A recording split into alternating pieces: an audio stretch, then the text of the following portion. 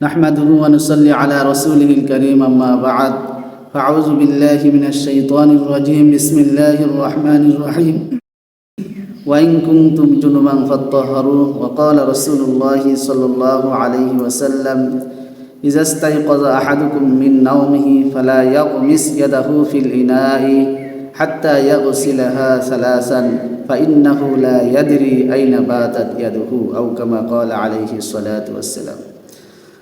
محترم دوستو बुजुर्ग আল্লাহ পাক কোরআনের মধ্যে বলছেন ওয়াইন কুনতুম জুনুবান ফাত্তাহারু, তোমরা যদি জুনুবি হও, কেহ যদি জুনুবি হয়, ফাত্তাহারু পাকি হাসিল করো। এখানে জুনুবি হওয়ার কিছু কারণ আছে। এক নাম্বার কারণ হয়েছে যদি কাহারও ইহতিলাম হয়, স্বপ্নে দোষ হয়। দুই নাম্বার কারণ হয়েছে কেহ যদি রাত্রে স্বামী স্ত্রী জিমা করে, কোনো মহিলার যদি হায়েস ও নিফাস হয়, কিবা কারণে গোসল ওয়াজিব হয়েছে, তো রাত্রে শুয়ে আছে বিছানাতে, সকালে উঠে কিভাবে পাখি হাসিল করব। তো প্রথম পাখি হাসিল করার প্রথম পদ্ধতি হয়েছে এটাই যে প্রথম পানি তোলার পরে সেই পানির ভিতরে আমার হাতকে দাখিল করা যাবে না। আমার হাত প্রথম পরিষ্কারভাবে ধুয়ে নেওয়া লাগবে, গাঠ্ঠুতিরি হাতকে পরিষ্কারভাবে ধুয়ে নেওয়া লাগবে।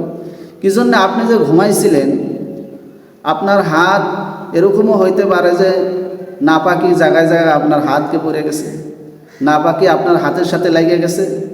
আর সেই নাপাকি দিয়ে যদি আপনি যে বর্তনটার ভিতরে পানি উঠাইছেন, সেই পানির ভিতরে যদি হাতকে দাখিল করেন, তাহলে পানি নাপাক হয়ে যাবে। মশলার ভিতরে আছে মায়ে কলিল, মায়ে কলিলের ভিতরে যদি অল্প পানির ভিতরে যদি নাপাক পরে, সেই পানিকে নাপাক হয়ে যায়।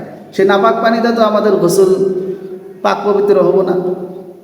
তো মাহতরম দোস্ত বুজুর্গ, সেই জন্য সর্বপ্রথম আমাদের গোসল ওয়াজিব হলে হারে আমাদের একটা করণীয় কাজ কি? আমাদের হাতকে পরিষ্কারভাবে ধুয়ে নেওয়া, তারপরে বর্তনের পানির ভিতরে দাখিল করা হাত।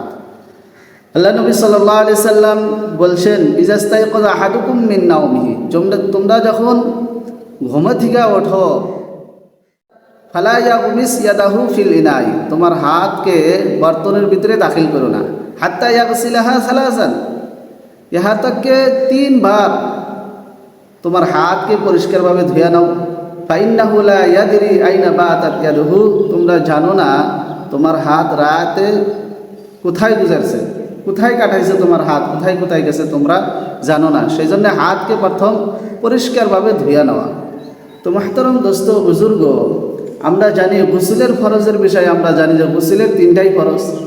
এক নাম্বার কুলি করা। কুলিটি এভাবে করা যে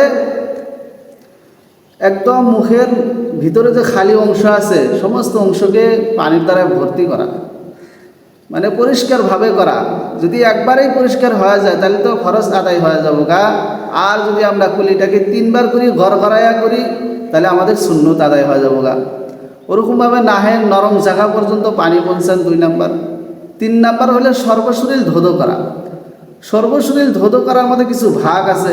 কিতাব মধ্যে লেখেন যে প্রথমে মাথায় পানি দেওয়া, তারপরে ডাইন কাঁধের দিকে পানি দেওয়া, তারপর বাও কাঁধের দিকে পানি দেওয়া।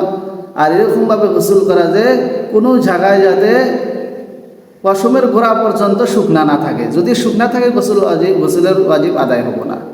তো মাহতরম দোস্ত বুজুর্গ, এভাবে যদি আমরা পাকি হাসিল করি, আল্লাহ পাক আমাদেরকে পাকি হাসিলকে কবুল করবেন, আর আমরা পাকি হাসিল আমাদের হয়ে যাবো গা। আল্লাহ পাক আমাদেরকে শোনার থেকে বেশি বেশি আমল করার তৌফিক দান করুন। ওয়া আখিরু দাওয়ানা আলহামদুলিল্লাহি রাব্বিল আলামিন। আসসালামু আলাইকুম ওয়া রাহমাতুল্লাহি ওয়া বারাকাতুহু।